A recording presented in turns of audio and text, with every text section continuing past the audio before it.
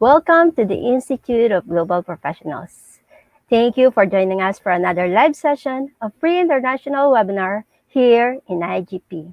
My lovely audience, I am Marbeth from the Philippines and I am honored to be your host for today. I hope that everyone will stay with us until the end of the program because we have a lot of things in store for you today. Here in IGP webinar, you do not just listen to our speakers, but we encourage your participation through our quiz competition and the Q&A part of our program. In our quiz competition, the top 10 participants will receive their quiz completion certificate. That is right after the event. Then it will be followed by the Q&A part where everyone will have the opportunity to interact with our speakers by sending in your questions in the comment box.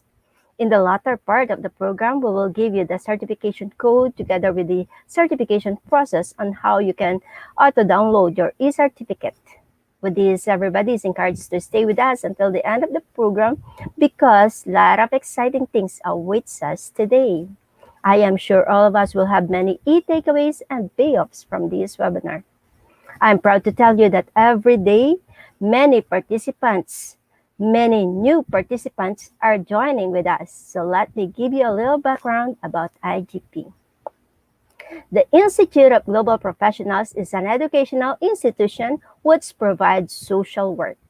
We believe that it is not effective to increase one's skill by just acquiring formal education. So we provide training and consultation to generate a proficient generation through webinars, trainings, online and offline courses with best speakers and highly trained coaches from all over the world to cater you with the best learning platform.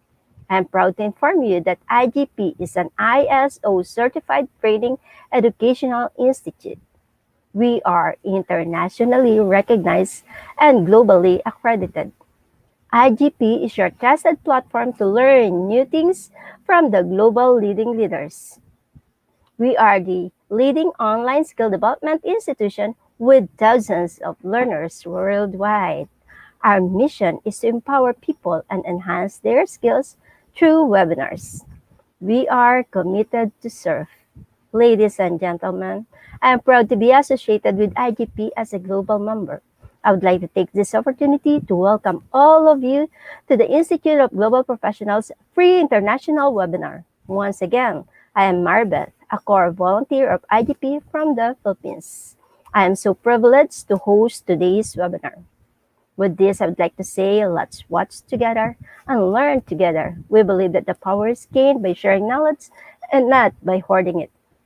Did you know that as of yesterday, we have already successfully completed 252 webinars in various topics of your interest?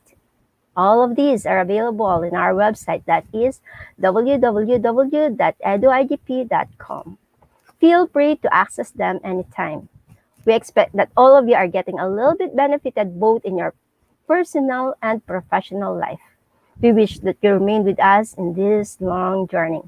From time to time, you may like, share, tag, comment, and mention your friends in the comment box. Your attachments encourage us to do better and give our best service.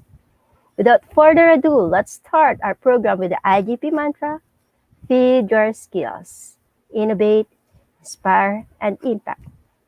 For today, we are presenting webinar number 253 on collaboration, extension, and linkages.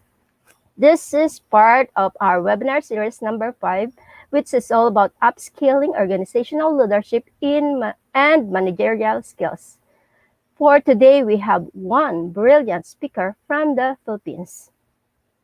Our speaker for today is a licensed professional teacher.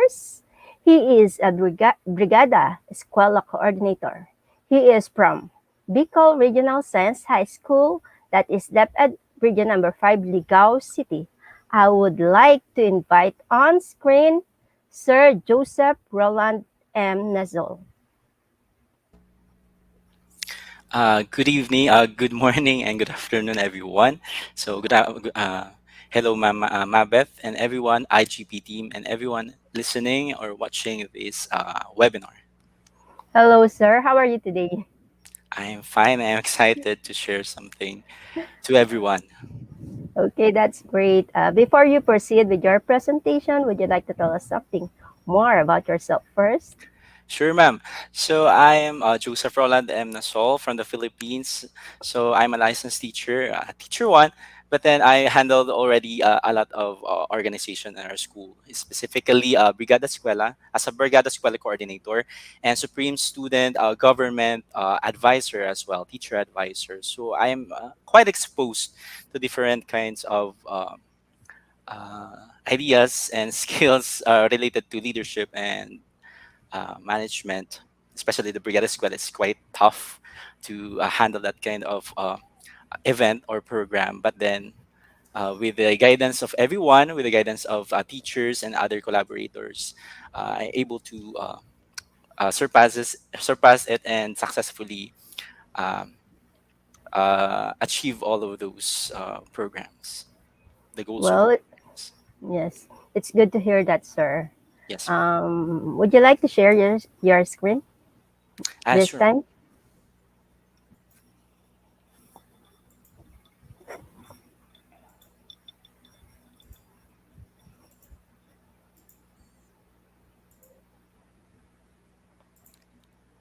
Is it visible, ma'am? Beth? Hello. Not yet, sir. Not Okay. Okay, it's now visible. yes. Okay, dear audience, please give another round of applause to Sir Joseph Roland M. Nazol. Well, take it away, sir. The audience is yours. Thank you, ma'am. So once again, I am Joseph Roland M. Nasol from Ligao City Division, Ligao City, Philippines, and I'm going to share something that is valuable for you in terms of leadership and management as well as collaboration. So let me start by showing you a picture or pictures. So first picture is this one.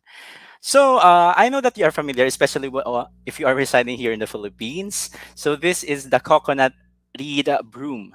It is widely used in the Philippines, where it is called walis tingting in the Filipino language. So you would need the standard stoutness of such broom to sweep the yard, and it would be very difficult to sweep even just one eighth of some area with just half the stoutness. So the thinner the broom gets, the more difficult it is to use. It is even for sweeping just a minuscule portion of the whole area. So the willisting thing is a favorite metaphor in illustrating the saying, in union there is strength. So after all, it is easy to break all the reeds one by one by together, but together they are said to be formidable. Right. So next image is this one, a jigsaw puzzle. Right. So the jigsaw puzzle offers another angle. So each jigsaw puzzle is unique and it carries its distinct part of a total picture. So such that the whole picture cannot be complete if one particular piece is missing. So while there is some truth that to the saying that no one is indispensable, there is at least as much truth to the assertion that every single individual is very important. So these two picture and the two metaphors will lead to our topic for today. So my topic is collaboration, extension, and linkages, as well as networking. So this is a continuation of the webinar series known as Upskilling Organizational Leadership and Management Skills for Education. Okay, so to start with, let us first define some of the simple terms or very important prerequisite to this kind of webinar. So let's start with school. So by definition, a school is an institution for teaching and learning. So a school is a division of the school system consisting of a student comprising one or more groups or grade groups or other identifiable groups organized as one unit with one or more teachers to give instruction of a defined type and housed in one or more buildings. So more than one school may be housed in one building or compound, as in the case when elementary and secondary schools are housed in the same building or a compound.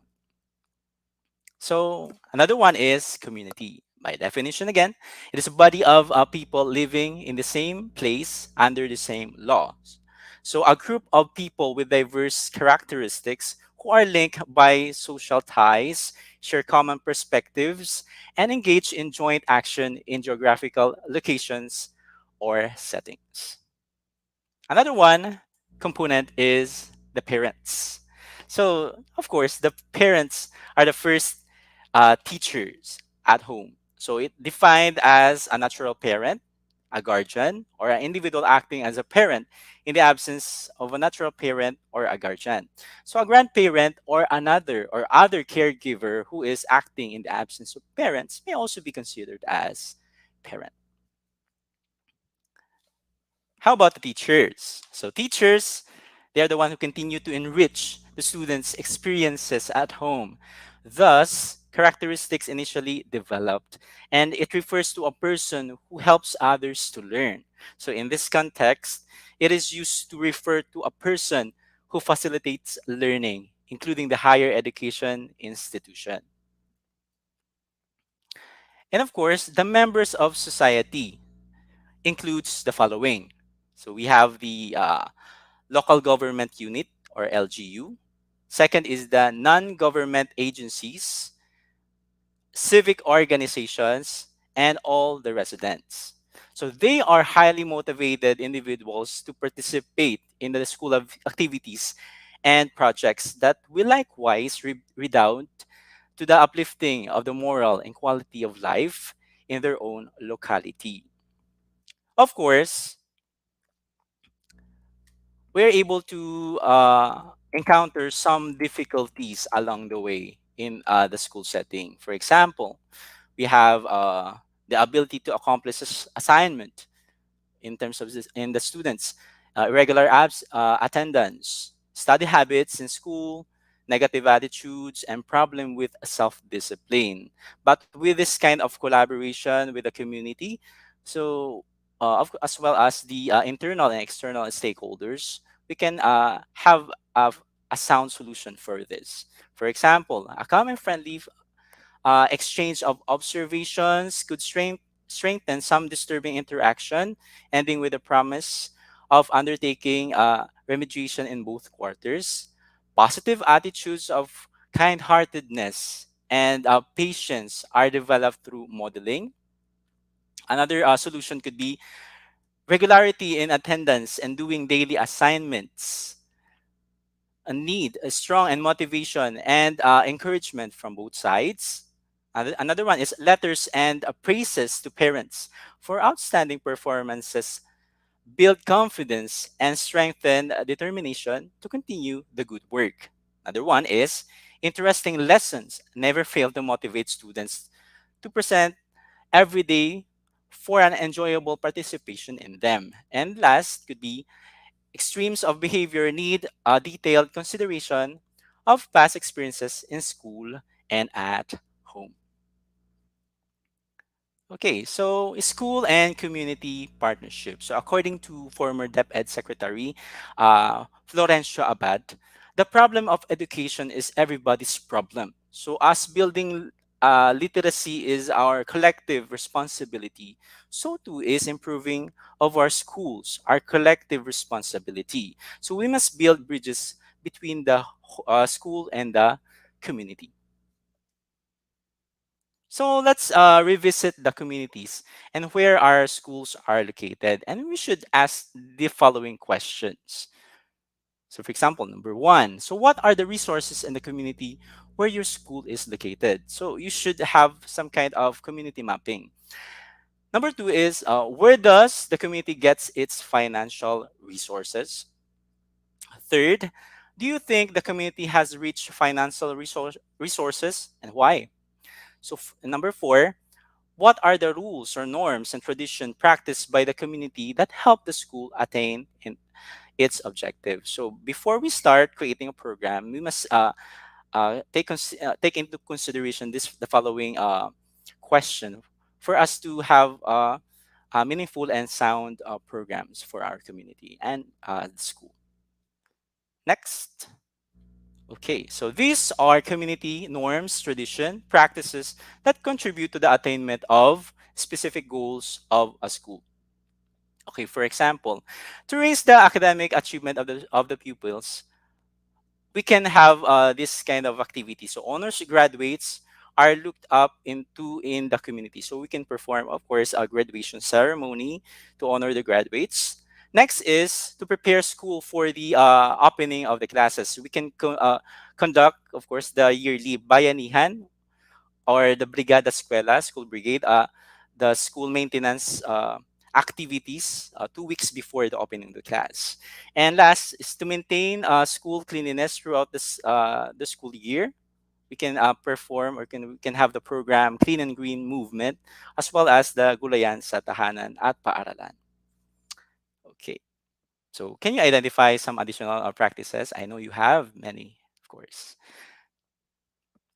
So every community has resources that surround the school, namely human, social, material, financial, and natural resources. Let's tackle one by one.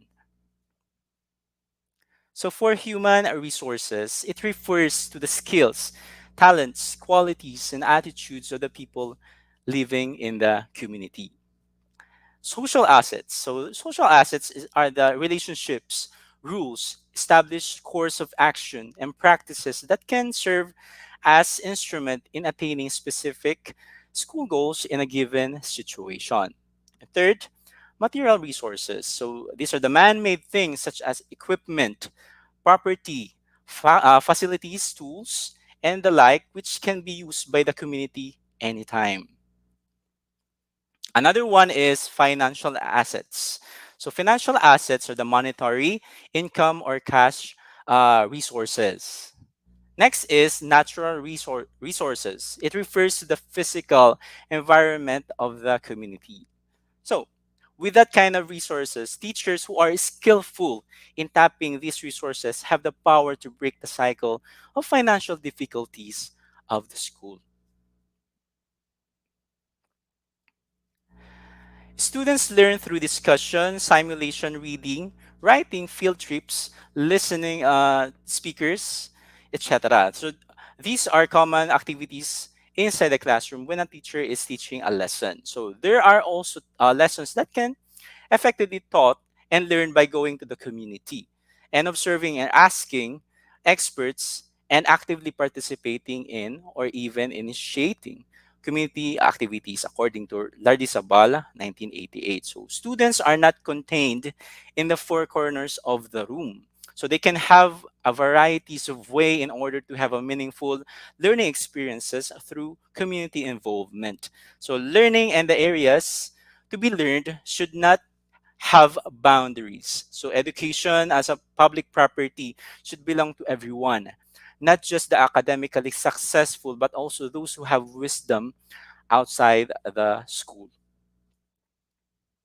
So here is the table that lists down lessons which can involve the community.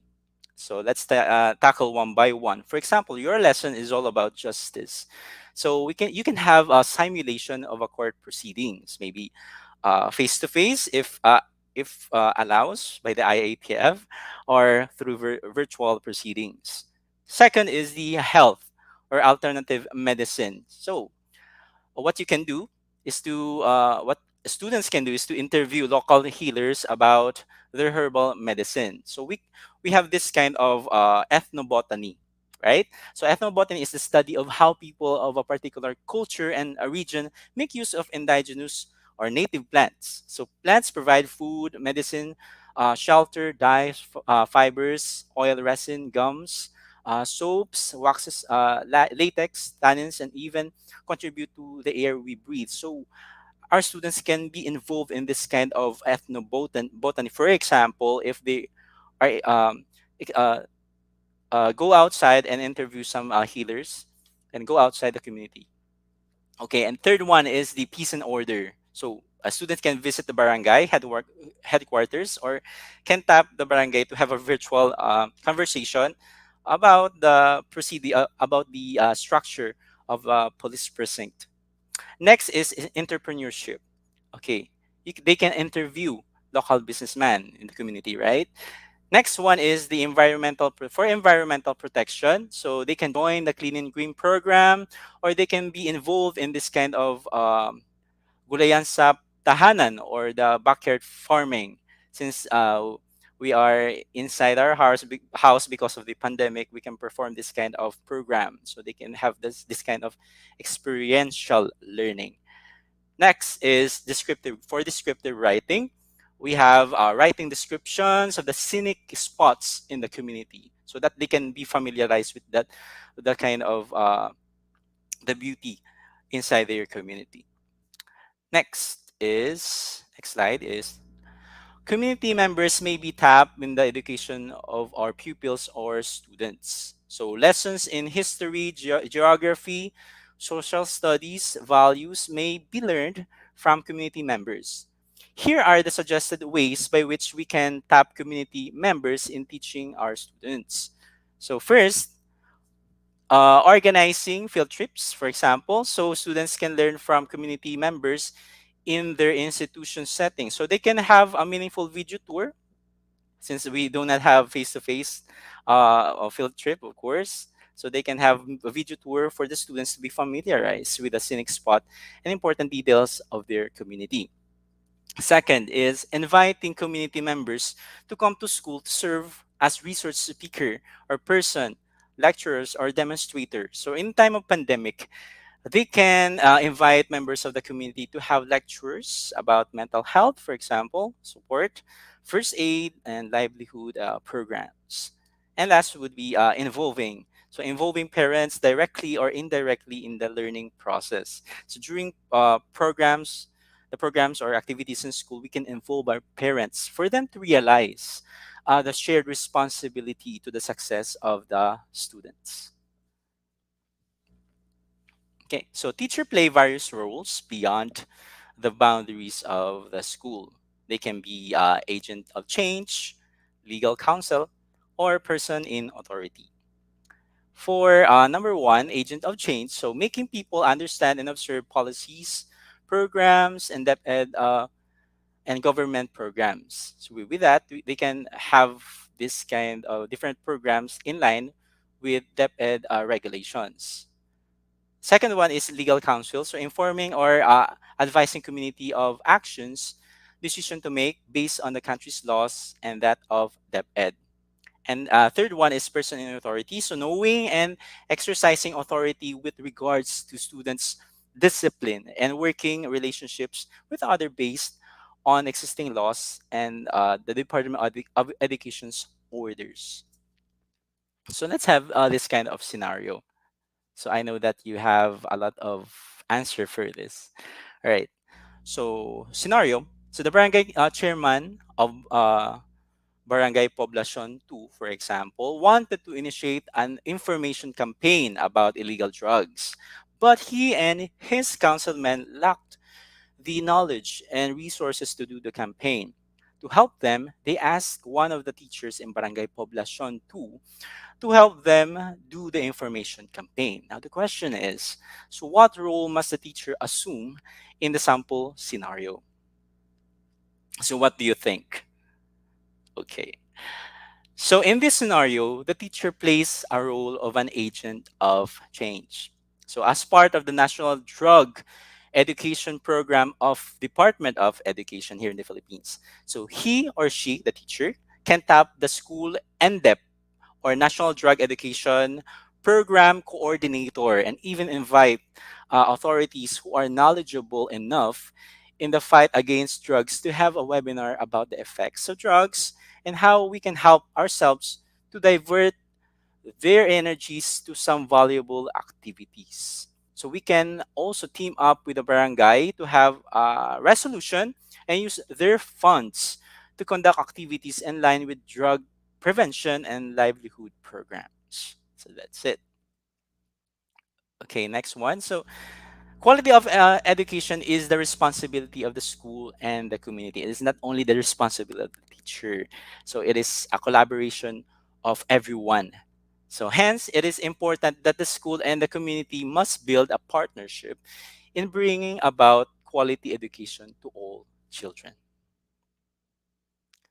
So these are the areas that teacher must nurture. So the teacher have social partners and fellow stakeholders who work with them in attaining their goal of developing and improving the education process.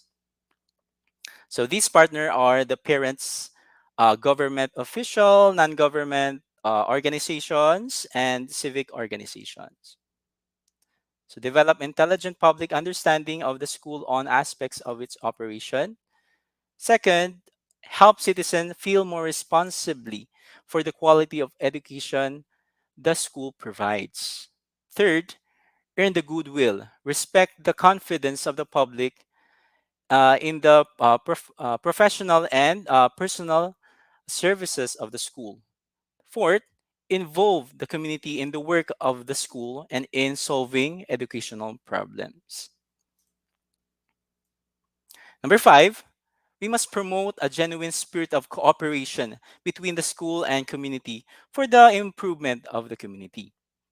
Number six, we must secure community support for the school and its program. Number seven, keep the community informed of development and educational trends. And number eight, secure an unofficial but honest evaluation of the school program in terms of educational needs as the community sees them. So you must have this kind of transparency for them to realize that those programs that you are conducting in the school is effective in the teaching and learning process so that parents and other community members are able to appreciate it. Thus, they can help you better your programs and you can have strong bonds with them in the near future. So how can school and teachers effectively coordinate with the community on the use of its resources? So first, cultural sensitivity. So you must learn. For example, you are a new teacher. You must learn the community, the culture of your community, so that you must not have this kind of programs that may interfere with the religion, for example. Next one is sincerity and gratitude. So you must have this kind of appreciation to stakeholders by giving them rewards if they perform well, certificates as well. Third one is integrity, honesty, humility. Next is follow up. It's very important to have follow up because some stakeholders are very busy. Members of community are very busy. By just following it up, you can have you can convince them that this program is very beneficial to them. Next, number five is good public relations. Number six, you must have two-way communications. Number seven, proper channeling. Okay, so harnessing school support from PTA. So PTA stands for Parent Teachers Association. So the PTA is founded on the spirit of volunteerism and serve as means by which funds may be generated and community support to the school may be mobilized. So the Parents Teacher Association is a vital force in linking the school to its service area, the community. If properly organized and directed, the PTA can be a strong partner in improving the welfare of the students or pupils. Okay, so these are the ways by which schools or teachers can use to effectively enlist the support of our PTA. First one, first one, excuse me, is home visits, right? So home visit is a way of getting to know them well. So this is the rule of a thumb in starting and nurturing relations with parents. Provide time to find out more about pupils or students' home conditions so that you can understand them as well. So second one is parenthood seminars. So invite parents to attend seminars on parenting, responsible parenthood, child development, and proper guidance and connecting. Seminars on helping parents help their children in developing good study habits may also be conducted. So organize a parents lack session to help parents develop the skill of guiding their children at home in developing study skills.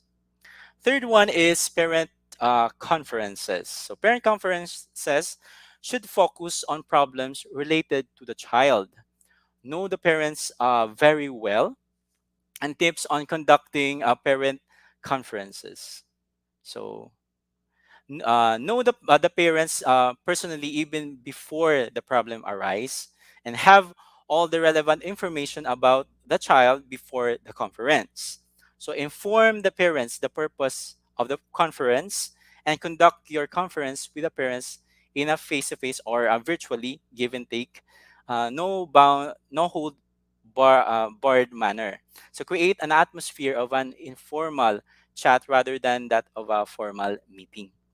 So number four is school home projects. So if parents are too busy or occupied to come to attend meetings and conferences, an alternative is to send home printed materials about school or class programs, or we can send that in Messenger or other social platforms, right? So information should include a brief description of its learning areas and the materials that child needs, that should be presented in a clear and understandable language. And number five, establish a two-way communication with parents or a community. So it occurs when teacher and parents dialogue together. So effective dialogue develops out of a growing trust, a mutuality of concern, and an appreciation of a contrasting perspective.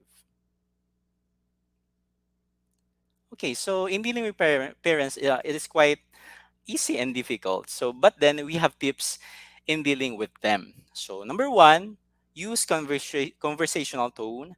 Number two, create an atmosphere of an informal chat rather than that of a confrontation. So, make more positive than negative comments and suggestion. And last, involve parents in school programs and activities. So, creating a community of learning partners in school recognizes that many public and private company or communities, or rather, institutions share responsibility for helping children develop socially, emotionally, physically, and academically. Students become motivated and engaged in learning. Families and schools work effectively together, and communities become safer and more economically vibrant. So those are the most important aspect if we're going to collaborate with each other. So let me share you my experiences about learning the concept of collaboration. So I attended one seminar about leadership and collaboration, and the guest speaker ask one teacher. So, what are the ways or programs to engage the stakeholders and provide the needs of your school? So, it pertains to the services and physical aspects. So, the teacher responded, so we do not have enough programs and collaboration because our community doesn't have much in terms of resources because we reside in coastal areas. So the speaker understand the situation, but he emphasized that we must widen the scope of our programs and find ways to have a strong bond or partnership not only in the community where the school is situated. So that's why I understand the term collaboration. So collaboration is a process through which parties who see different aspects of a problem can explore constructively their differences and search for a solution that go beyond their own limited vision of what is possible. So why do we collaborate? So collaborating propels organization to become a learning organization, and tapping on the reservoir of academia or the school and diversify resources of both entities, and responding in innovative and creative ways to the need of the co-collaborators in helping to build an equitable dynamic partnership. So accelerating the social impact of people and organization about around the world through innovative collaboration, and broadening the notion of knowledge partnership between collaborators. So, what is the objective of this collaboration? So, to recognize and promote engagement via the exchange of creative and innovative ideas, research findings, experiences, and the transfer of knowledge or skills between schools and the wider community. And of course, if there's an objective, there's of course a goal. And to enable the development and improvement of the quality of products, services, and policies to be shared for mutual benefits between the stakeholders, for example, the academia or the school, industry, and the community. Okay, so under collaboration, we have linkages and networking. So linkages. So the relationship between partner organization in these linkages is quite loose, while in networking it is much stronger. Usually because the groups and agencies have common objectives and beneficiaries. So linkages or linkage and networking are different in the degree of commitment by the partners. So networking. So basically, extending the outreach of the resources in different ways so as to increase the effectiveness of the program. So the areas of operation can also be increased through networking. So we can establish linkages and networking activities with local, national, international entities for mutual benefits and assistance needed. So areas of linkages could be research, academic programs, community engagement, and many more. So, a network composed of several institutions that share common interests and ideals. So, working together to attain common objectives, undertake innovative practices, and share information or breakthrough in different disciplines. So, these are the advantages of networking. First is information sharing. So the depth of knowledge and experience from a group of people can be staggering. So networking will provide many opportunities to ask questions and receive feedback. So discussing other points of view really expands your knowledge base and allows you to see things from a broader perspective. So learning from others' best practices saves time, energy, and resources. So we next is connections. So connections, when opportunity knocks, you want to be in a position to take advantage of it, of course. So many times there is a need for information sharing. So joint ventures, partnership, and even needs for services. So having a wide network of individuals to contact, maybe the difference is seizing the moment or missing it completely. Next is promotion. For promotion. So promotion, positioning the university or the school, having a large network may assist in promoting a new product launch or driving new members to your organization. So word of mouth is still one of the best forms of advertising. So spreading good information about the organization may provide leads for future collaboration. Next is credibility. So improving the school's reputation, and finding support are also benefits of networking. So a good reputation leads to support and sharing of valuable information, ideas, and resources amongst members in your network. So establishing your desire to assist a colleague increases your credibility. So what are the value shared through this kind of collaboration? First is human and resources capital with heterogeneous traits, abilities, capacities bring about complementary strength. Optimization of resources, shared responsibilities, and encouraging good governance, effective management, and bridging the gaps. So, how do we sustain this kind of collaboration? Of course, by means of synergistic partnership. So, the synergistic combination of perspective, skills, expertise, and resources will create something new and valuable. Generate new and improve ideas or innovation. So, collaboration will generate new and improve ideas and innovation approaches and best practices. Collaboration will also allow creativity and comprehensiveness that encourages the exploration of differences and similarities between the entities involved to seek permanent solution to a problem. And it will also allow enculturization and transformational change through the adoption of a new working culture.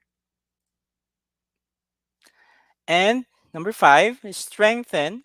So a clear conceptualization of the mechanism that accounts of the collaborative advantage is needed to strengthen the capacity of partnership to realize the full potential of collaboration.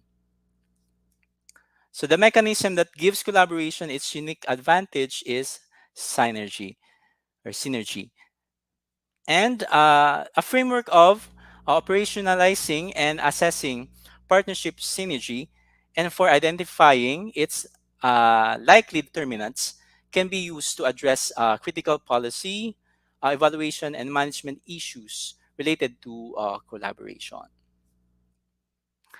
Okay, so let's talk about linkages and networking. So we can have international, national, and local linkages. In terms of networking, we have networking with professional organization, networking with foundation, networking with government offices, and networking with media. So let's start with linkages international. So let's have an example. We have the Pi Lambda Theta.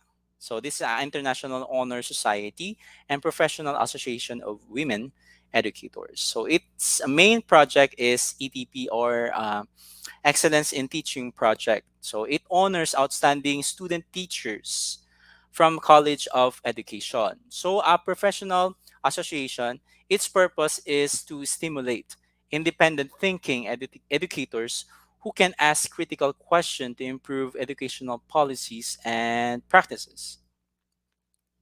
Another one is the Innotect. So it is the Center for Training Educational Leaders from Southeast region under the SIMIO organization.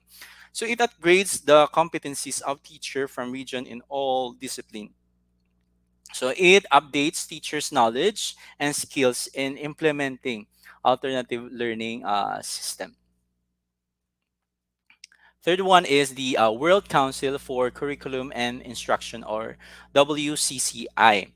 So it holds conferences in different member countries annually, which is participated in by members of the local chapter. So it promotes that educators have a responsibility to ensure that, that education contributes to the promotion of equality, peace, and the universal realization of human rights.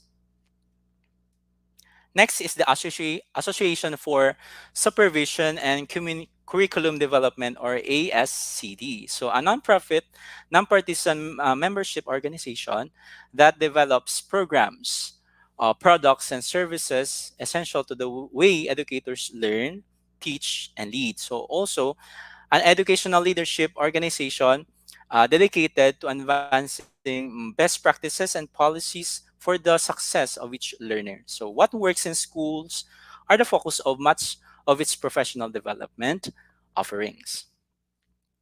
We go now to national or local setting in terms of linkages. So it is established between school, universities, and colleges offering identical degrees in which cross enrollment for subjects needed for graduation is allowed. So it is also a joint researches that could be conducted by two or three universities depending on on their field of expertise.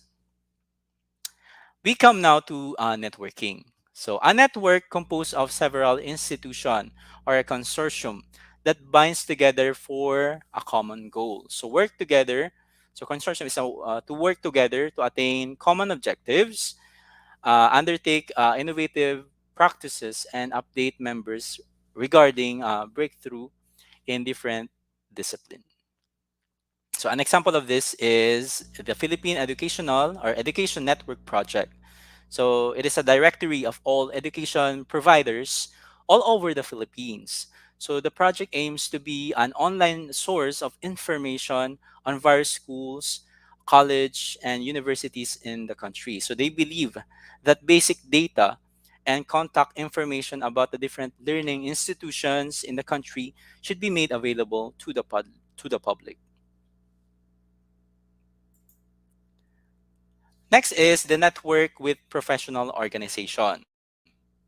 So first is the consortium among universities and colleges.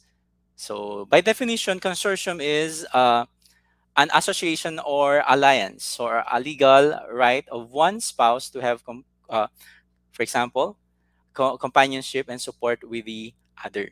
Okay, an example of this is Staff Consortium and Mendiola Consortium. So science teachers from each university met regularly for discussion on best practices, and they even wrote a book which can be used by their respective students. Second one is with subject specialists, so consortium with subject specialists. One example is Biota or Biology Teachers Association. Next is Math Education. Next is the Physics Teachers Association and the Chemistry Teachers Association. Third one is the Teacher Education Institution. An example of this is the Philippine Association for Teacher Education or PAFTE. Second is the State Universities and Colleges Teachers Educators Association or SUCTEA. Number four is the national organization. So an example of national organization are Federation of Accrediting Association of the Philippines or FAAP. Another one is the Philippine Association of Colleges and Universities Commission on Accreditation or PACOCOA, and the Association for Accrediting Colleges and Universities of the Philippines or AACUP. Okay, so networking with foundation. So Educational Research and Development Assistance Foundation Incorporated is an example. So it supports programs and services in health, livelihood, and continuing programs or education. So it supports programs and services in health, livelihood, and continuing education. So it organized 128 children associations nationwide. So National Federation of Children's Associations of the Philippines. So it is a dynamic human development organization committed to create and sustain services for economically and socially disadvantaged children, young women, families, and communities. And they envision a nation where all children will have access to quality education, that they might have a decent human life and prepare children for a better future. Number two is the Metrobunk Foundation Incorporated. So it recognizes and honors outstanding teacher of the three educational levels from school nationwide. So search, for example, search for outstanding teachers. So they also support 30 teacher education students, 15 each from third and fourth year level that are identified as centers of excellence in teacher education in coordination with phi lambda theta. Third is network of outstanding teachers and educators or noted. So it nurture a culture of excellence and service among educators through professional developments, publication, research, and advocacy in active partnership with the government and non-government organizations. So they are under the Metrobank Foundation and an honor society composed of the winners of the SOT. Uh, okay. Next is number four, Ayala Foundation Incorporated. So it extends the benefits of recent technological development to a greater number of men, women, and children. Next is the GMA Foundation as well as the ABS-CBN Foundation. So its mission is to give hope and a future to the Filipino family by safeguarding human rights and providing standards of education. So number six is SM Foundation Incorporated here in the Philippines. So it aims is to education is for education literacy.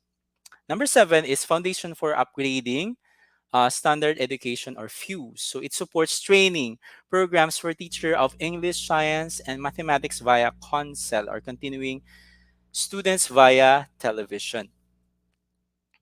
Number eight is Philippine Foundation for Science and Technology or PFST.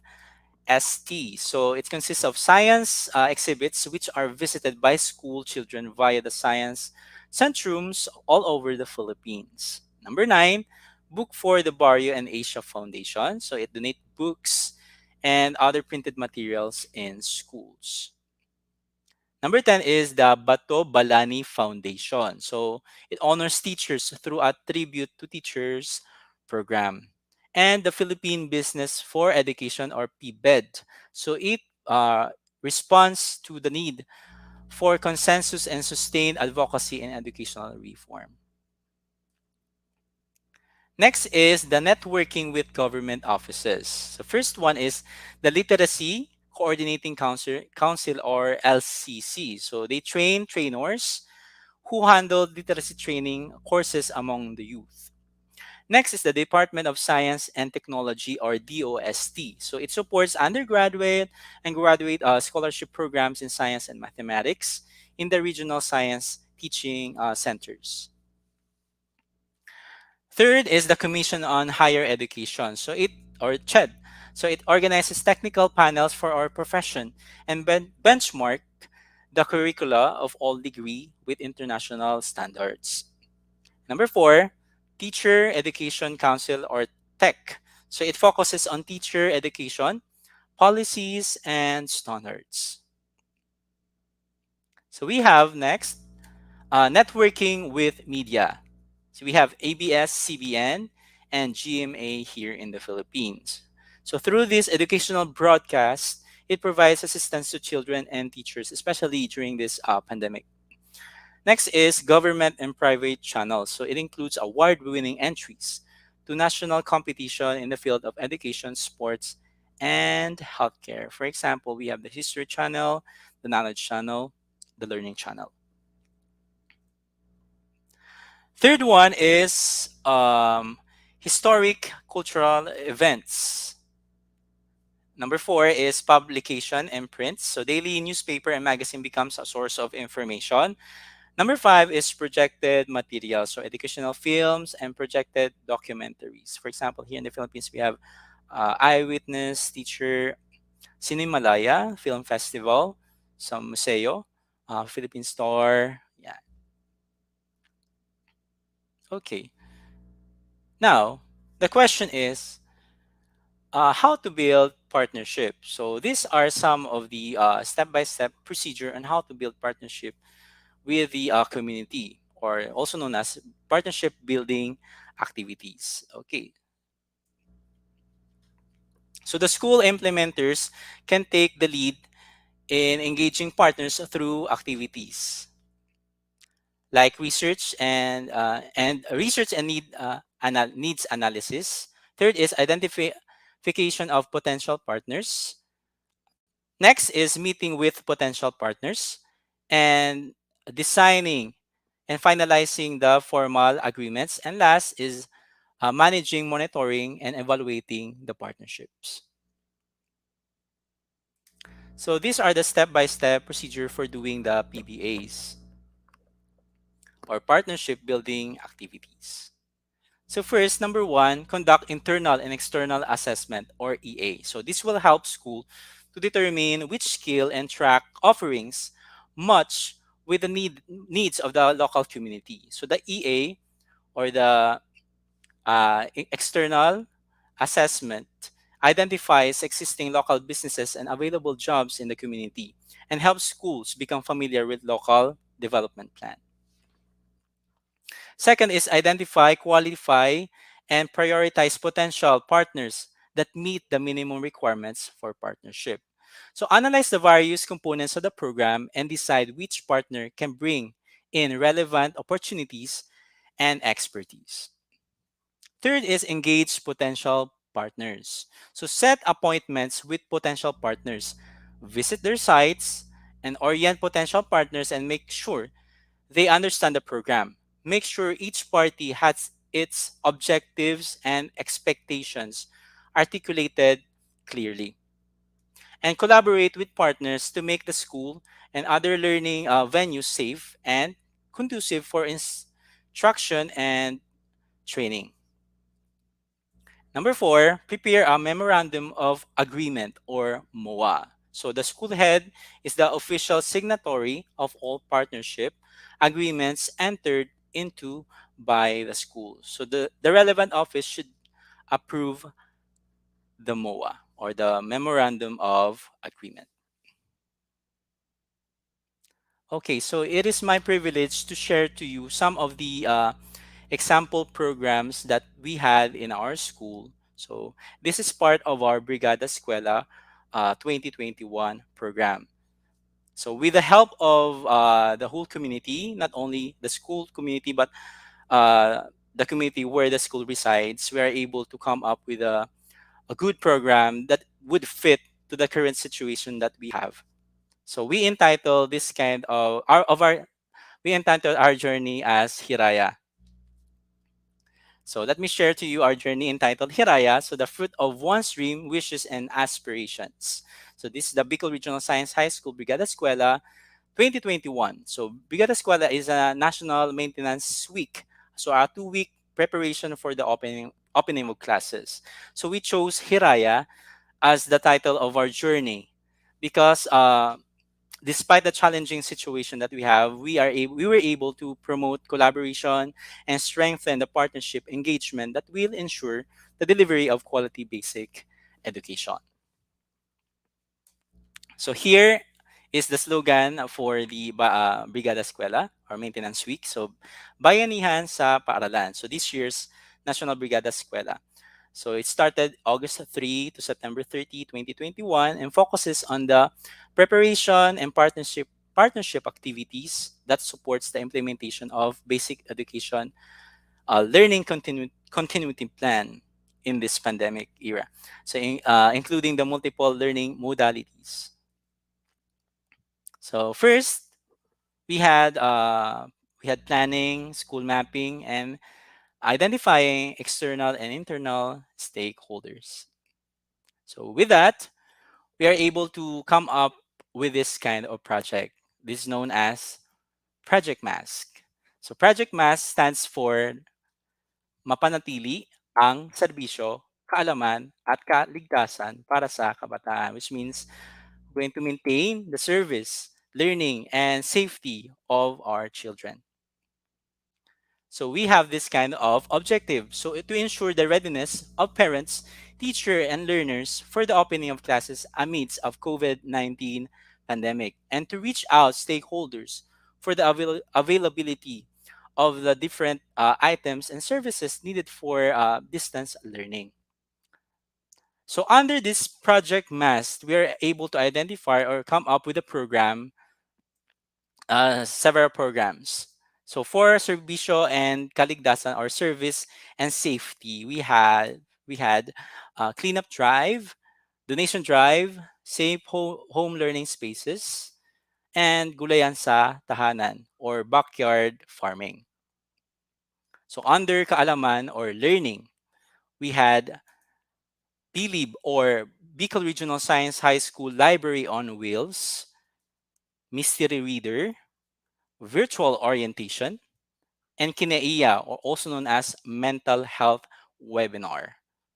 So here is our implementation. In implementation stage, we first conducted an online campaign that encourages the stakeholders to support the initiative by supporting our programs and donating some sanitizing equipment or materials and printing of COVID-19 and sanitation or proper hand washing hygiene information materials to aid the opening of the classes and introducing protection and health protocols to learners and teachers. So this is some of the highlights of the cleanup drive program that we had. So Brigada Escuela, or the maintenance week, will deviate from the traditional concept of physical cleaning, right? So painting, repainting, and doing minor repairs in the school. But still, we are committed to ensure the safety of our school staff as well as the parents during the distribution and retrieval of modules or learning materials. That's why we have cleanup drive at the middle of August. So we also had awarding of certificate of appreciation to our volunteers. We shouldn't forget uh, giving appreciation to our volunteers to maintain the bond between the school and the community. We also invited the city health office to disinfect the school weekly, monthly, or depending on the availability of the persons involved. So this is an example of our room designed for distribution and retrieval of learning materials. So while it might not make much at first, a clean and organized environment allows to more productive teachers. So these are some of the preparations for the opening of the class. And as part of our commitment in ensuring the safety of our school community, teaching and non-teaching staffs were vaccinated. So with the efforts of everyone, the distribution of modules or learning materials becomes safe and successful. Okay, so this Brigada Pagbasa is a nationwide reading movement that aims to bring together all education partners and supporters to contribute to the nation building efforts by helping Filipino children enhance their reading skills through partnership. Through this, we're able to come up with a program known as Believe, or Bicol Regional Science High School Library on Wheels. So as we are committed to make every learner a reader and our aim to help the community outside our school, we launched this Believe.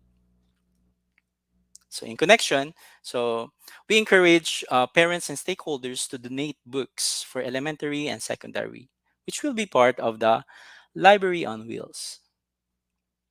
So this is the highlight of our turnover of Library on Wheels to Barangay Tuburan Learning Center. So the Believe, or Library on Wheels, containing sanitation kit, educational supplies, a globe, 90 books, was turned over to Tuburan Daycare Center, headed by the chairman, and education kagawad, or team in that uh, barangay council. So guidelines and agreement on the utilization of the project were signed by the two schools, or the memorandum of agreement.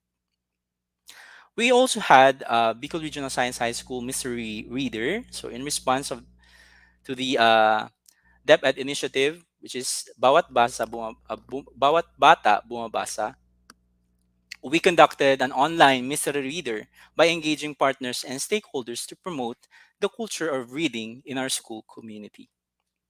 So every end of the month, we have invited professionals from different institutions to share their expertise and talent in storytelling. So another initiative is the psychological support and psychosocial intervention for the school community.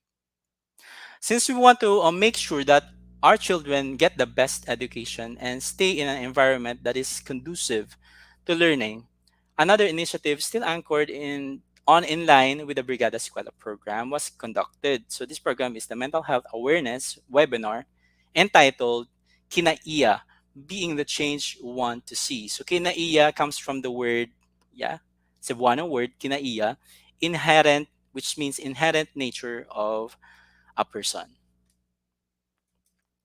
So together with our Supreme Student Government, so we invited a registered guidance counselor to generously shared insights and pieces of advice on how to cope with challenging situations brought about by the pandemic. So these are the highlights of our program. So this webinar was deemed a great success as all learners participated in the event, and the responses appreciated and supported by the whole community, not only by the parents. So this is the testimonial that they really appreciate the activity. We also conducted virtual general orientation for parents and students. So before the opening of class, we conducted this kind of program. So the aim of this orientation is to guide the students and parents about the different learning modalities of the new normal and ways to help the learners maximize their learning experiences amidst pandemic. So our school head reiterate the importance of learning modalities in the new normal setup. So different ways to evaluate and assess students were also discussed in this orientation. So in order to have a safe and organized distribution and retrieval of learning materials, we encourage the parents or guardian to follow the step-by-step procedure for distribution of learning materials. So we do have instruction for walk-in and online distribution. So we also conducted Gulayan sa Tahanan program or backyard farming program during this pandemic. So to promote sustainable source of food to students and their family through backyard farming policy, we conducted this program. So this so the school distributed the seeds during enrollment and monitored every 10 days. So the students will send the selfie with their mini urban garden to their respective advisors. So the students will receive certificates and prizes for best implementation of the program. So these are the highlights of Gulayan sa Tahanan from planting to harvest. So students were able to grow the seed successfully and shared some of the vegetables to their advisors and even teachers. And last is our Project Handa, or Safe Home Learning Spaces. So modular learning is no longer new to our school or to our students. So they become used to the new norms as what they say.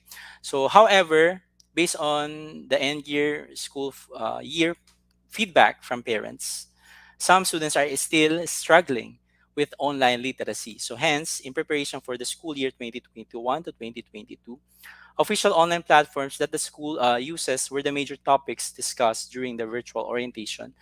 For these are considered as the students' learning spaces, not just the literal setup of learning materials. So through this activity, the students were provided with class schedule, list of requirements and guidelines on how to manage their schedule and set up their learning spaces. So parents and guardians were also present in order to know their roles and responsibilities as facilitator of learning at home. So we encourage our students and parents to create a safe learning space at home for accomplishing their modules and for virtual setup. So students will submit the evidence of their learning spaces. So monthly monitoring will be done virtually by advisors. So parents will monitor the learning spaces and making sure that their child will follow the weekly home learning plan religiously. So students were able to share their safe home learning spaces in social media and they received positive feedbacks. So with the hashtag keep safe while learning. To sustain the program, parents signed the pledge of commitment. So these are the example of the pledge of commitment by the parents. So this just proved that no matter what the situation is, we can still achieve our mission to produce quality education if we face the situation with a united front. So, and that completes the K for our project, which is para sa kabataan or for our children. Thank you very much. Maraming salamat po.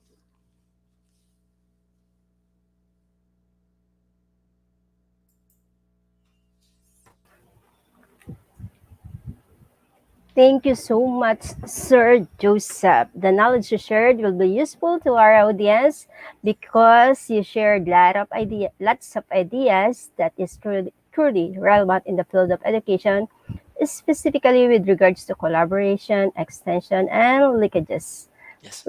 and the benefits that we get in making wide range of linkages. That was really good. Also its significance and the importance in the field of education. No doubt our viewers will benefit from today's webinar through the awareness that we have received from you today. And also some of my takeaways for today is all about the importance of collaboration in school. And also you mentioned about in union there is a strength. That was very interesting. And also, another one is we must build bridges between school and community.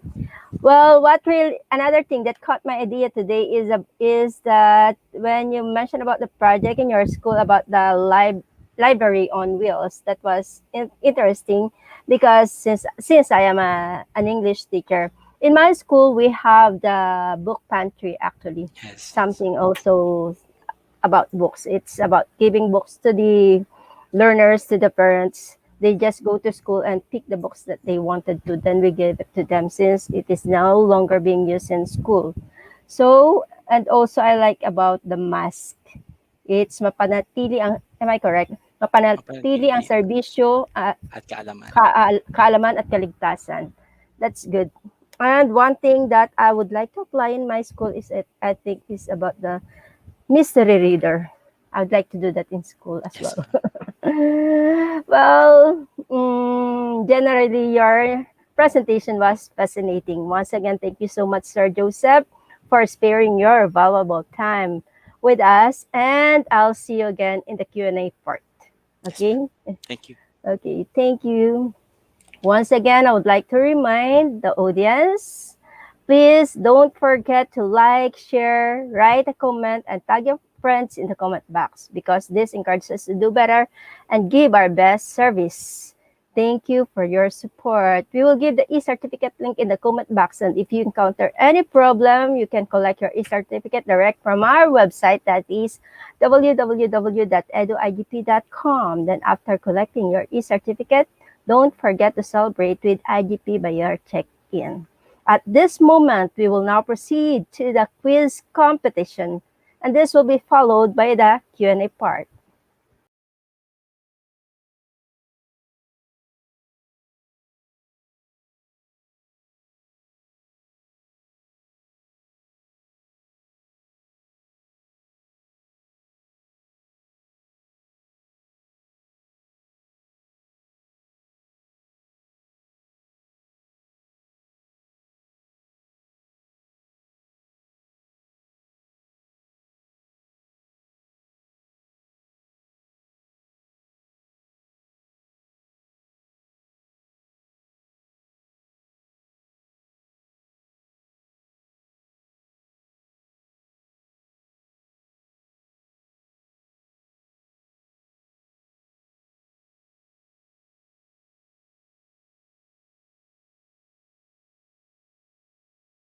To join in our quiz competition at slido.com.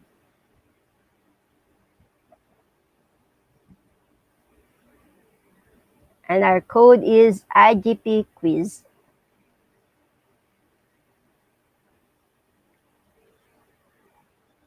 Okay, let's wait a while. Everyone, you may join in our quiz competition at slido.com, or you may just click the link below in the comment box. Guys, I believe this will be fun. Come on, join. And also, the top 10 participants will receive the quiz completion certificate right few minutes after the event. Go to slido.com. And our quiz is IGP quiz in all caps.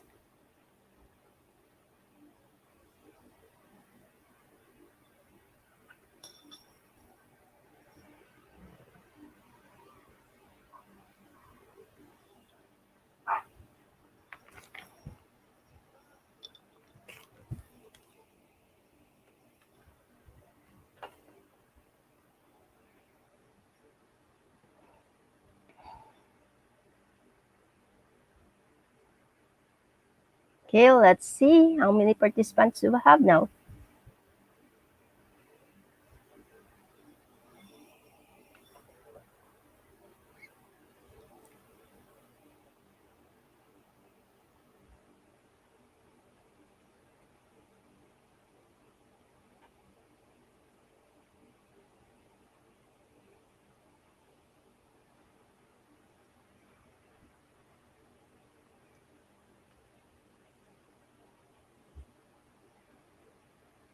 Please go to slido.com. We have 2 minutes to log in.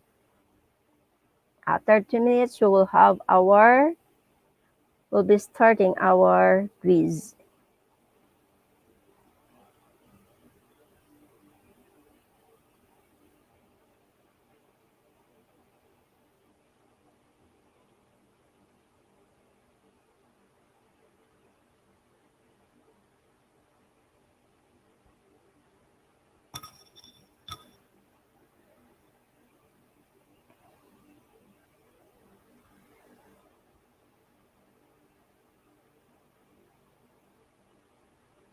Okay, I think the quiz have started already.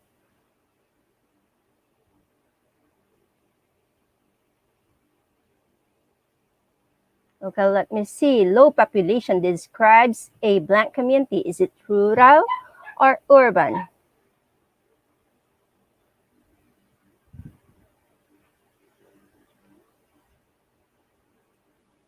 Okay, for our first question, the correct answer is rural.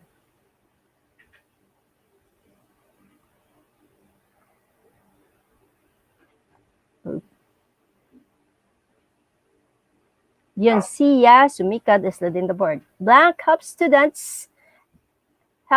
student achievement. Is it family involvement or peer counseling?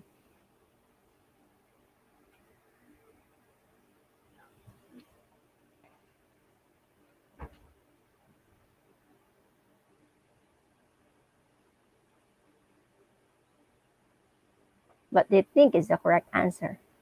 94% of the participants answered family involvement. Do you think it's correct? Okay, that's correct. Now let's have question number 3. Romel Hernandez is leading the board this time. This refers to the skills, talents, qualities, and attitudes of the people living in the community.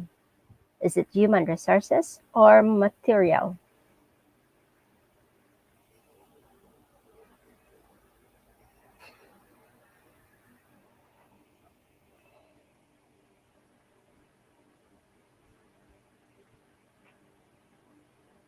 Okay, 100% of the participants answered human resources. Do you think this is the correct answer? Let's see. Yes, and that's the correct answer.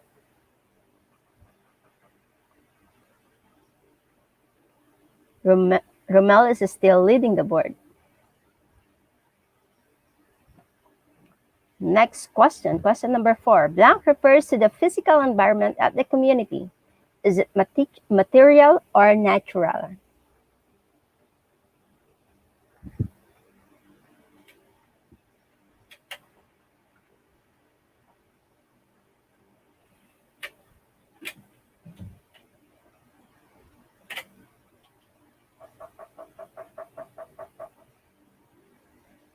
Okay, what is the correct answer? Natural. 77% of the participants answered correctly.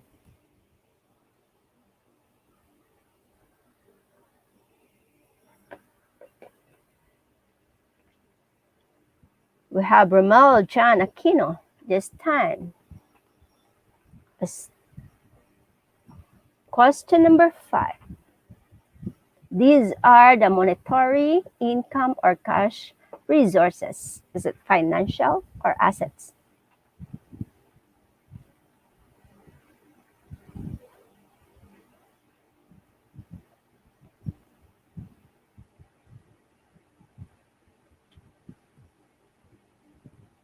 And the correct answer, 70, is, let's see, financial resources. 78% of the participants answered correctly this time.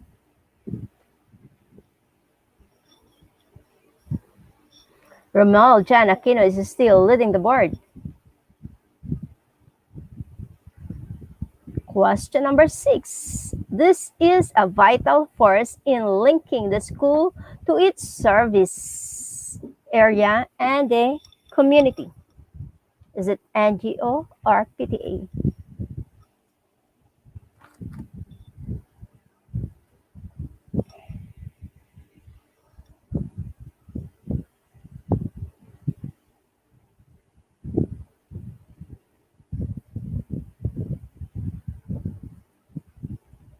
Okay, PTA is the correct answer. 67% of the participants answered correctly.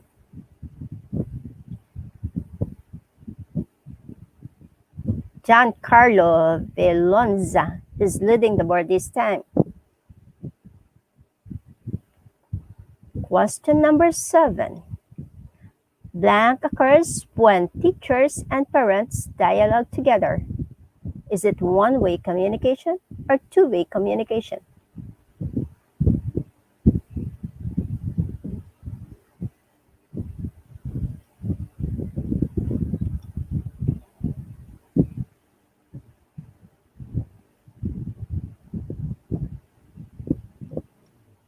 The correct answer is two-way communication. 94% of the participants got it correctly.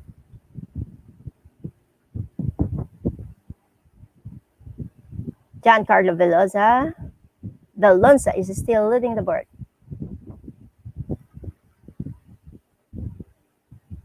Question number 8. Knowing current events or issues, ability to share information with others. Is it source of knowledge or agents of change? That is knowing current events and issues. The ability to share information with others. Source of knowledge or agents of change. The correct answer is source of knowledge. 74% of the participants answered correctly. Giancarlo Velonza is still leading the board. And question number 9 this time. Schools are funded by which of the following? Is it local taxes or international fund?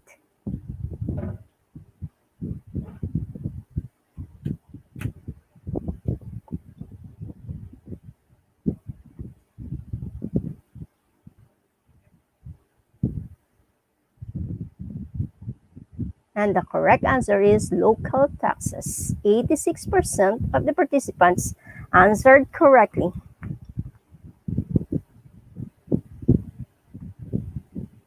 Giancarlo is still leading the board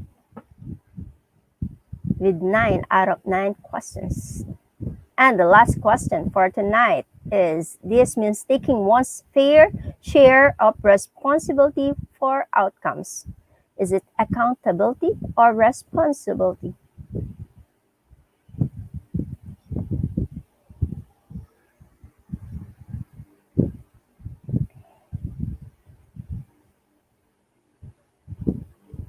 The correct answer is accountability. 74% of the participants got it correctly.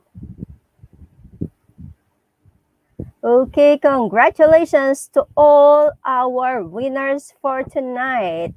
Top 1 is Giancarlo Velonza. Top 2 is Joanne Pangilinan. Top 3 is Leia Facunla. Next is Herbert Legaspi.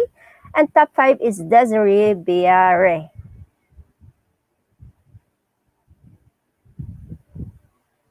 Okay, let's see.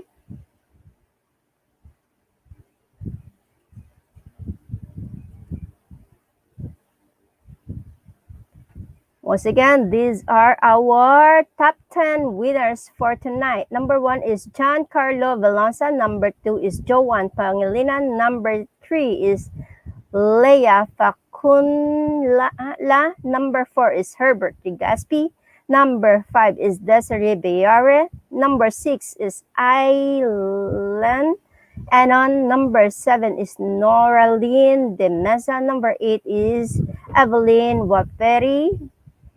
Number 9 is Jan Christian Ginema. And number 10 is Erilyn Refugio. Congratulations to our top 10 participants. Okay, congratulations once again.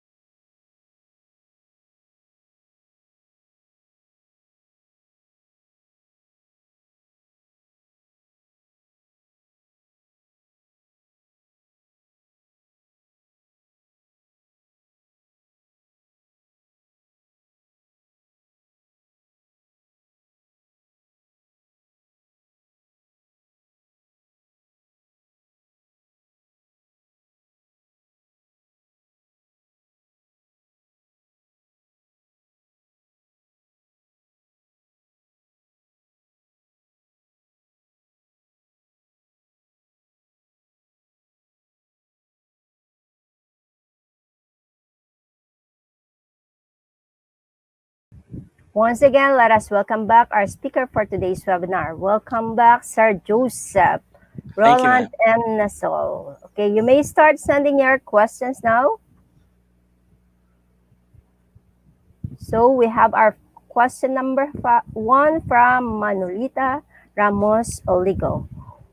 What are your personal tips to reset traditional public administrators into a collaborative leadership? Okay, thank you very much for that question, Ma'am Manolita Ramos Oligo. So, what are your personal tips to reset traditional public administrators into a collaborative leadership? Okay, so it start with a good program. So it is not only you as a teacher who are going to produce this kind of program. It's a collaborative effort of your the school community to have this kind of a very specific program targeting a very specific objective and a very specific goal. For example, here in our pandemic, it is all of the programs way back then is not necessarily uh, could fit in the very in this challenging situation. So we must form a certain program with a collaboration with other stakeholders, and we can um, propose this program to our leaders, to our public administrators, so they should know the things that they need to provide. If they don't know what to give, uh, they don't know what are the ways that they can give, then they have a hard time on how they can help our school. So first thing to do is to have a good program and tap them and explain them what are the benefits of the program to the students and to the whole society as well. So that's it, Okay, ma'am. thank you Thank you so very much. much for that wonderful answer.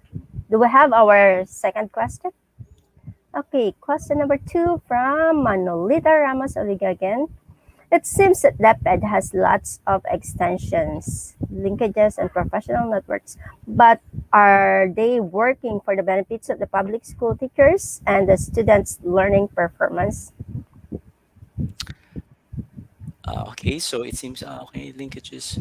What are they working for the benefits for the teachers?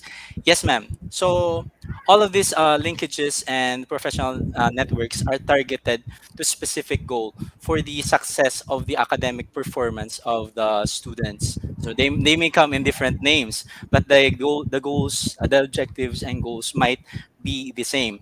For example, there are organization and networks that will going to provide quality seminars and workshops for teachers to upskill their knowledge and their skills, of course, to deliver a quality education, especially during this pandemic, as well as on how we're going to assess the students uh, effectively, because pandemic could be very difficult for us to assess of or evaluate our students. So they have a lot of projects or programs with this kind of network, so that we become knowledgeable enough what are the best practices in order to improve the performance of our students, especially in this challenging time. Okay, thank you, sir, again. Thank you. Do we have our next question from Judith Serra. Good evening, sir. What are the issues and challenges of the school, parents, and other external stakeholder as they engage themselves in the implementation of Brigada Escuela? Issues and challenges. Okay, so in terms of issues and challenges, there are plenty of it. So given the fact that we are in a challenging time, it is very difficult to collaborate with the community. Now, the challenges arises if we are, we work alone. If we're not going to collaborate with them, talk to them. So by just thinking of it is very difficult. But if we're going to start writing them a letter, from like right, inviting them in a meeting or virtual meeting, we can propose ways and how they can help us. So if they know how they can help us, then they may be aware that they are also part of the collaborative effort in imparting the knowledge to students, or making the student perform well in the school, so that in this kind of in this type of way, they we can have this kind of a shared responsibility, that they are we are not we teacher are not only the one who provide a quality education for our student, and the parent as well, because especially in this pandemic, teacher is the facilitator of learning at school. in a in their house, of course, parents can be also a facilitator of learning. So in that way, by imparting that kind of ideal, they can be responsible in this kind of they can be an effective partner for this kind of programs of Brigada Escuela. So Brigada Escuela is just a name for collaboration. So in so that's it, ma'am. Yes, actually, in every program of the school, there are really lots of challenges, but Yes. then it's up to us to motivate them. Yep. So I think it's all about motivation and collaboration. Our next question is from Roland Reyes. Sir Joseph, I would like to address the issue on the PTA donation. Is it just the principal, the one to monitor the said dinatum? I'm not Donation. familiar with donation. Yeah, donation. Yeah. Uh, in terms of PTA donation, I think since PTA donation is a way in which the community can contribute to the improvement of the school, as well as the performance of the students.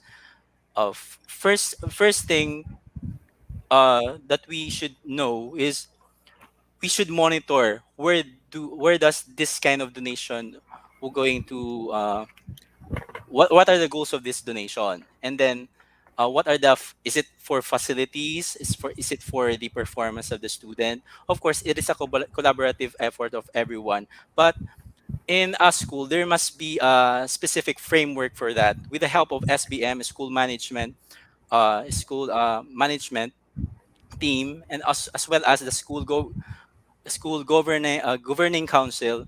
With that kind of structure, we're going to know where this kind of donation went. There must be a treasurer, there must be a monitoring council, monitoring officer for that. So it is not just the principal who going to monitor and manage that kind of donation. There's specific person in the school or group of person who will going to manage that. And of course, everyone must be aware of that, and everyone must have this kind of transparency. In other words, Yes, actually, the principal needs to monitor it, but then she must be transparent about all the things that she is receiving. The school is receiving all the donations that the school is yes, receiving, to all the stakeholders. Yes, ma'am. Okay. Next question is from Judith Sahol-Zera. Good evening, sir. What are the issues and challenges? I think what are the issues and challenges of the school parents, and external stakeholder as they engage themselves in the implementation of the? Are we done with this question? I think it's I just a think we're similar question with almost the the same. But yeah, almost the same. that's But why I can I was add confused. some Okay, pointers go on, with sir. this, ma'am. I think the challenges that the stakeholders are facing is that, you know, especially here in pandemic, they cannot face to face collaborate with us, with the school. So when you are not in a face to face meeting, it is very difficult for you to understand maybe the programs very well. So the teacher or the school must um, tone down the information of that kind of program so that everyone must have this clear knowledge or about the objectives and the specific goal of the program to cater all of the stakeholders of different walks of life, because stakeholders not only the businessman. It comes it comes with the parents, the community leaders, to the very the every sectors of the community. So it must be clear enough. And another one, the challenge of the stakeholders is that the time. So everybody is busy, so they might have not have enough time to listen for the program that the school is having. And then, but as an educator, we must have this kind of follow up. Okay, so if we are following it up to our stakeholders, of course, it's not a matter of forcing them, but then if we're going to have this kind of follow up, of course, they have this kind of thinking that they have a shared responsibility for the school improvement. Okay, I have a follow-up question with that. What is do you think is the importance of involving the community in the different programs, not only in Brigada Escuela, but in the different programs of the school? What are the importance of it? I think the importance of involving the community in the different programs of the school is that it is a mutual benefits, I think. So if they involve themselves in the programs of the school community, then they benefit.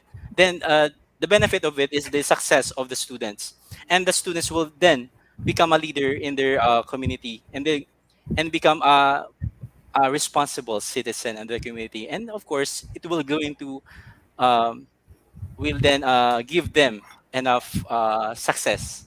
If the success of the students is very evident, then the success of the community will going to of course prosper in the near future. Okay, thank you. And then we have our next question from Emmeline. Okay, from Alvin Castro. How does the DepEd see the status of the students in the present crisis, and how likely they respond to the needs of the learners in the community? Okay, so how does DepEd see the status of the How does students it in the differ? present crisis? Okay, so DepEd have this kind of monitoring and evaluation, similar with the different programs. So we must have a good monitoring tool and evaluation for us to see the if the programs of DepEd or for example Brigada Escuela is very effective. So we can translate this kind of data into a meaningful result, so that the future programs will going to be based on that kind of result based data. So if we do not have an effective monitoring and evaluation plan, then we might be lost in transition. So I know that DepEd is working on it. So monitoring that if this program, for example, online learning modality is very effective, they do have this kind of monitoring tool. And then after that, if it is not effective, then they might have create another one to sustain the effectiveness of the distance learning. In other words.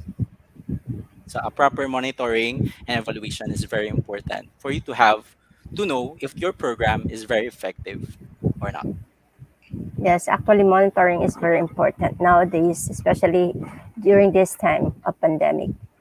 Next question is from Emmeline Valera. Good evening, sir. Now that there are some schools that are practicing face-to-face class, how can the students practice collaborative learning inside the classroom? Those who Okay, so are already in their face-to-face, how can they practice collaborative learning?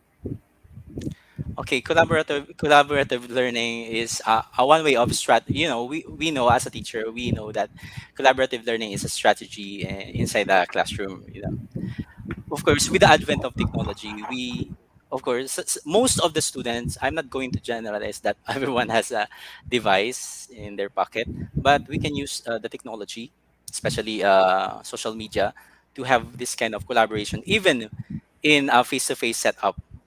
Okay, so we can have pair sharing with the use of cell phones. Okay, there are many applications that can be accessed through offline. Diba?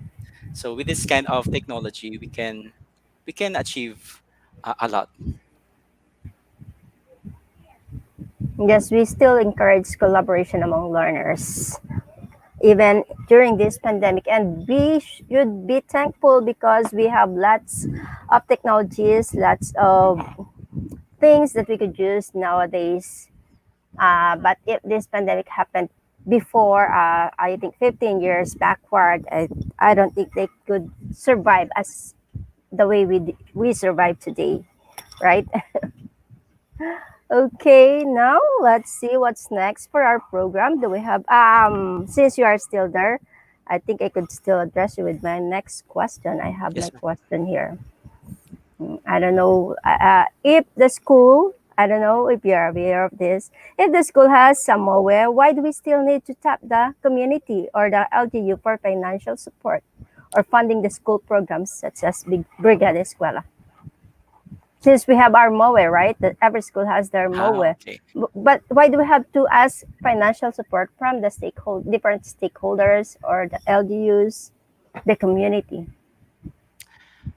I think support is not only comes in a monetary aspects. Support comes in terms of services and of course financial. So it pertains not only in this kind of aspect idea that in order for you to support the school, you must have this kind of plenty of monetary resources. And you know, that's correct that we have MOOE fund Yes. coming from the government. And I think not all school can use that MOOE for a specific reason. They must have this kind of legal basis to use that kind of MOOE. Now the question is, what if there is a calamity that just happened in the school, and the allocation of this kind of MOE is just only for the development of learning materials? Then where you going to get the monetary or financial aspect for repairs? So we have this kind of collaboration with the community, so that in terms of disaster, we shouldn't wait for the MOE to come, because it may take time, right? So we have this kind of community to help us, to support us in this very challenging moment.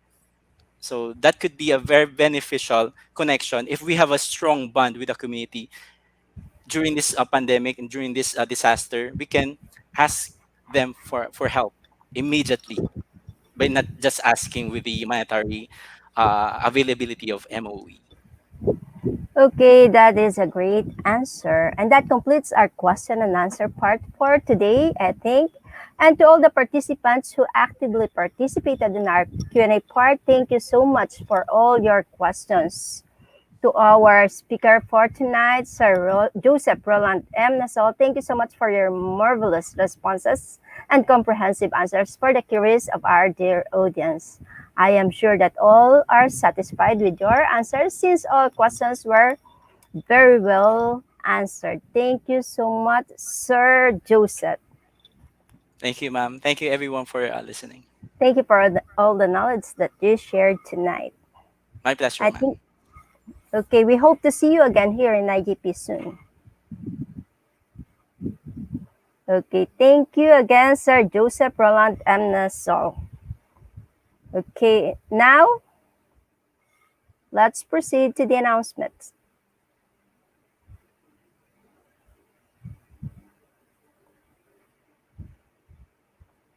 Okay, please note, dear learners, we saw that at this moment you feel you have difficulties in using our website. We noticed that all the things and working on it, which is not our problem, but still our technical team are working on it. Thanks for your patience. For the certificate, please collect the certification link and the certification code at this moment and try it in your free time. We saw that it occurs when lots of users want to join our website. It is a temporary problem with our hosting provider. Again, thank you so much for your patience. Yes, although we are having difficulty in collecting our certificate, just be patient with us because our technical team is working on it. So sorry for that.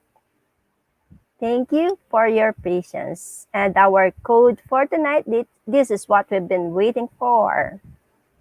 Our code for tonight is IGP2425. Okay, today's program name is Collaboration, Extension, and Linkages. And the date today is November 14. Please take a screenshot of our code for tonight. Okay, again, the link is already in our comment box. You can just click the link and then click enroll now and then enter the code IGP2425.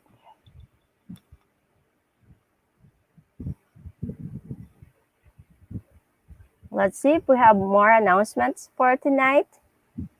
Do we have more announcements for tonight?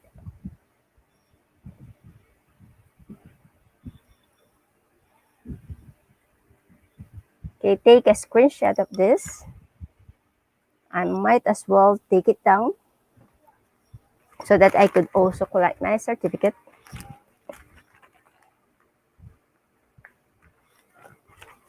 With code, you can claim your certificate anytime. Without code, no one is eligible for certificate. Without an account on our website, you can visit, but you cannot do anything functional. So you have to create your account before you can have or before you can collect your certificates.